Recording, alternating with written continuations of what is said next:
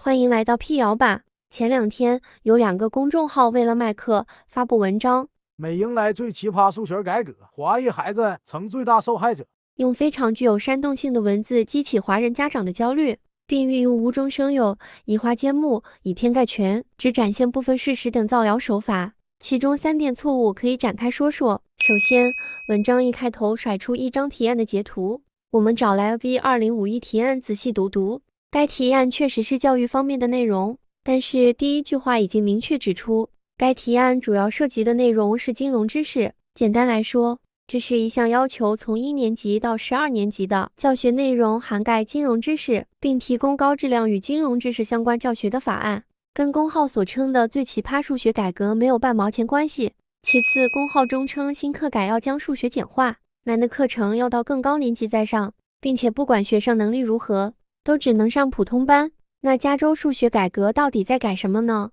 其实，加州数学改革是一个长期的议题。在加州教育部官网可以看到，2013年开始就有课改被记录在案。今年的改革从2020年就开始展开讨论，收集意见。官网的问答页面详细解答了本次数学课改的目的、内容、进程等问题。新的数学框架旨在探讨更多样的学习方式，以及激励学生通过数学来感知并影响世界。该框架说明了如何利用这种具有多种支持的综合方法来扩大在数学方面表现出色的学生人数，并走向科学、技术、工程和数学职业。仅仅将加州数学改革理解为将课程简化，是非常片面甚至扭曲其本意的。关于公号文中提到的取消数学好的学生能上的快速班，所有人都要去普通班，问答页面也有详细解答。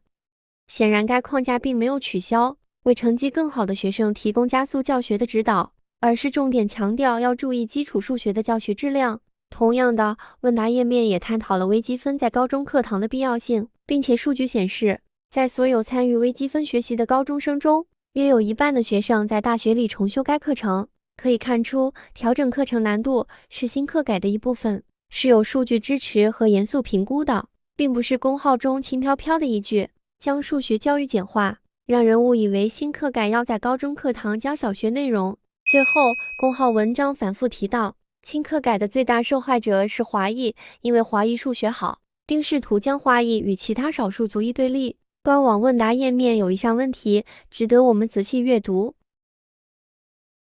公号文中仍然将华裔数学好这种带着模范少数族裔迷思的刻板印象当成种族优势，是非常可悲的，并且无视了此举实则在肯定种族定性和扩大种族偏见的恶劣影响。该公号文章选用华人关心的教育议题，将根本问题简单化描述，并添加具有导向性和煽动性的词句，引起焦虑，达到卖课程广告的目的。